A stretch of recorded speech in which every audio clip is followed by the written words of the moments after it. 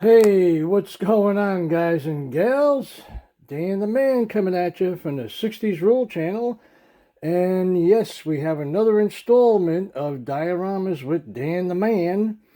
And today's video, we had to pull out this cool little diorama over here out of the closet. Yeah, because this one is too big to display over here.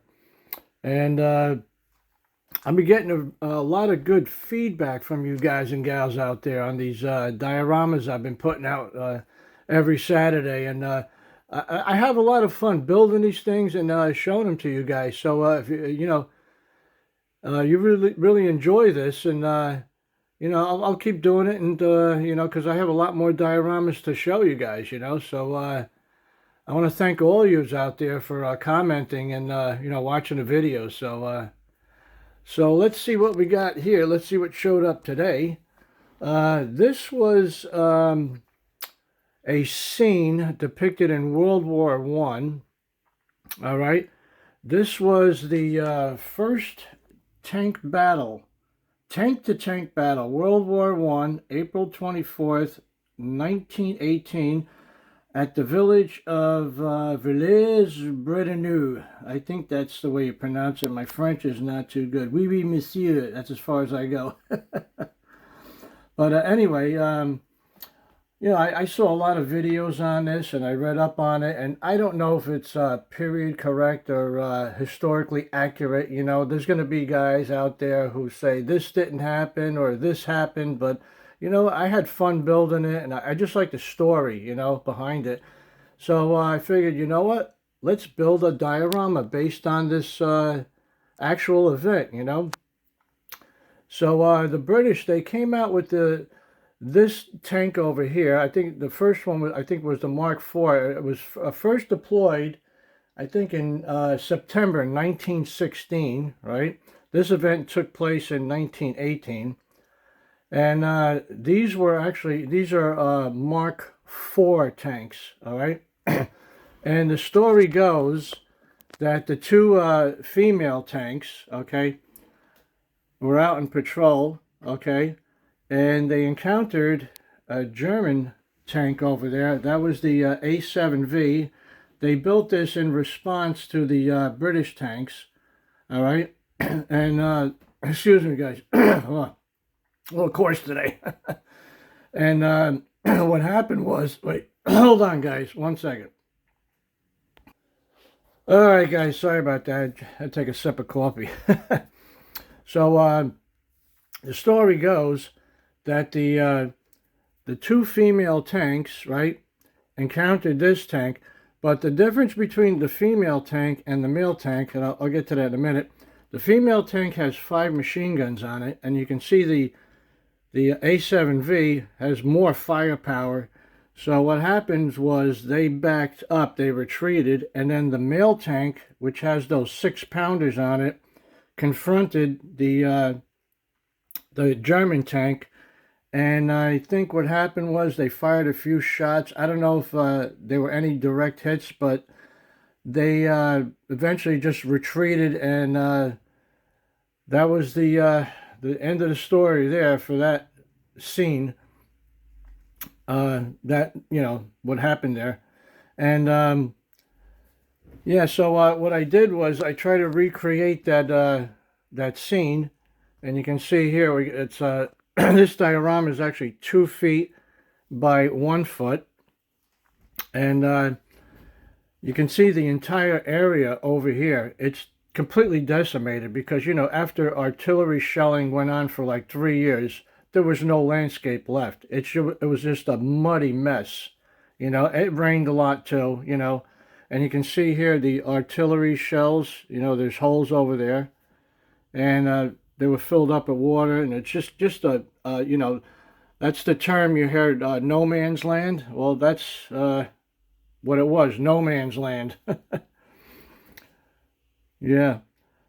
So these tanks over here that I built for this diorama were these guys over here, MR. They make pretty good products right here. This is the Mark IV male, and you can see the sponsons on the side over there. That was a 6-pounder, right? So that's this guy here, and then these two are females because they have the machine guns on the side. I think they were Vickers machine guns. So we got two of those tanks there. And the infantry, we got some infantry on the side over here. There's some tank crew members there. They're taking cover, and you can see we got a couple more British infantry over there. I guess they're trying to confront that tank there. Maybe he's trying to throw a grenade or something at it. And those were done right over here. They make pretty good products, MR. These are British World War I infantry tank crew. So, you know, I just love doing these small figures.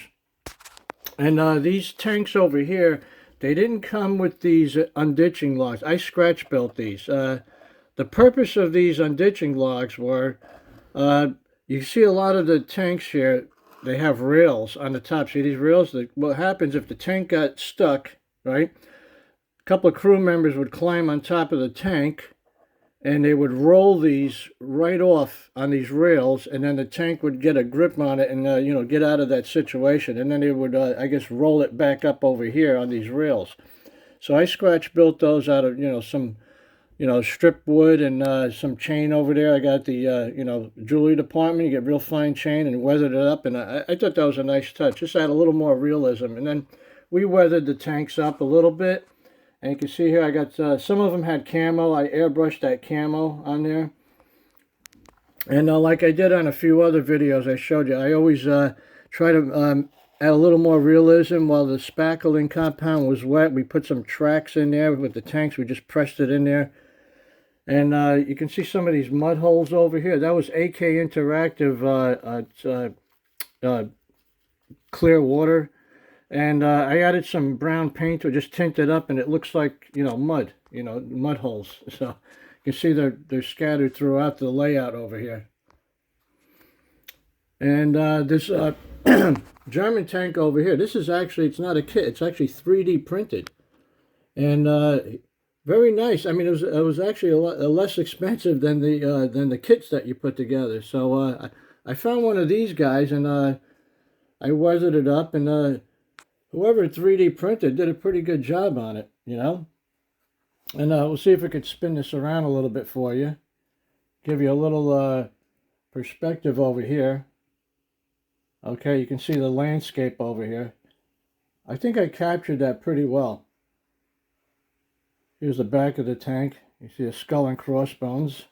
I guess that was to intimidate the, you know, your enemy, you know. Now these tanks, they weighed about 28 tons, and the British tanks had a crew, I think, of 8, and then the German tank, I think they had a crew of 18. I mean, you know, you had all those guns on there. You had a loader, and then you had a, you know, other crew members in there. You know, you had a cannoneer, loader, you know, probably a couple of mechanics, maybe a medic in there, 3 commanders, who knows. But they shoved 18, I mean, you know, 18 crew members in there. And I mean, this thing looks like a, you know, 2-story house on tracks, you know. It's a weird design, you know. But these were actually pretty cumbersome tanks. They, top speed, I think, was 4 miles per hour.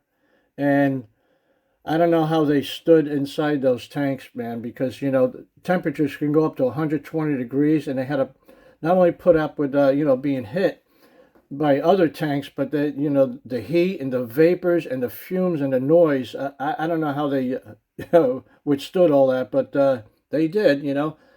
So you know, on the first attack, you know, back in you know, 1916, they you know, they were somewhat successful. A lot of them broke down, you know, but you know, it changed the tide of the war, you know.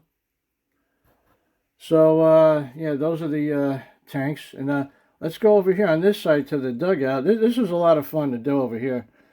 So we got the trench over here. And those are the soldiers that I showed you before. Each one was individually painted. And you can see we scratch built the sandbags too. I don't know if they're in scale or not, but I made those out of clay. But that's as good a job as I can do with the sandbags over there. You know, I could probably bought sandbags, but I figured, let me go scratch build them. Scratch building's fun, you know. And that's all corrugated cardboard over there. You can buy those sheets on Amazon. And we weathered them up. And they put those little boards in there. I don't know if you can, yeah, you can get a good shot over here. You see this, like, it looks like a board. They call it duck board over there because, you know, after it rained for a few days, it would turn into a canal, you know. And you heard the term trench foot? Well, that's where it came from, you know. Trying to keep their boots dry, you know. But, yeah, it was a tough situation for these guys, you know. And you can see these guys, they have that guy over there has got a bayonet, and the worst thing to do was have a shiny object, because on a nice sunny day, if you stood up on one of these boards over here trying to, you know, scout out your enemy, and if that sunlight reflected off of that bayonet over there, you'd have a sniper from the German side over there, and that would be the end of you. So, you know, you didn't have any shiny objects, you know. And what else did we do over here? Oh yeah, you can see over here we have a little dugout right over there. That's where the term dugout came from. I believe that's where it came from. And you'd have these probably like every 100 feet, and you know, keep out of the elements and keep warm over there, you know, until you were called up to the line, you know, to go over the top. And that's another term. You ever heard that term, over the top? Well, that's what it meant. The commander would blow a whistle, and then you'd send like 1,000 troops out to no man's land.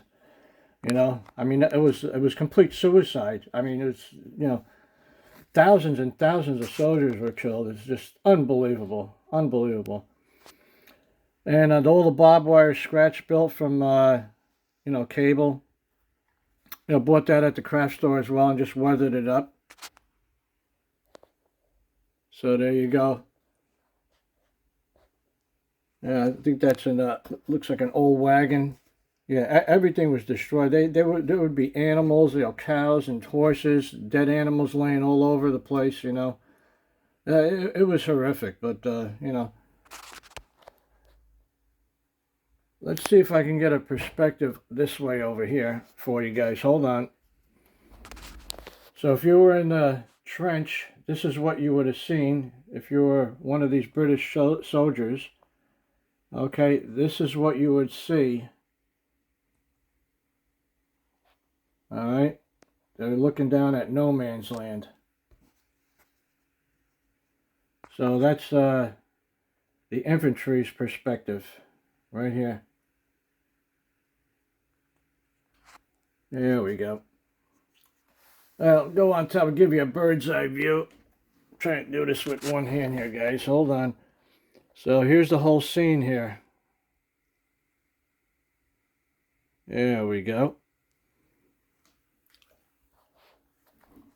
I think I covered just about everything, guys. I hope you enjoyed this episode of Dioramas with Dan the Man. And I got quite a few more dioramas to show you. We'll be doing this every Saturday. And like I said in the beginning, I got a blast building these things. And I just love showing them to you guys because, like I said, I'm getting a lot of good feedback on these dioramas, you know. And like I said, that, you know, I build these dioramas, you know, we're trying to tell a story, depict a moment in time, and, you know, I think we captured that here, you know. All right, guys and gals, I'm out of here, and remember, ain't nothing to it but to do it. Guys, take care, be safe, and keep on building.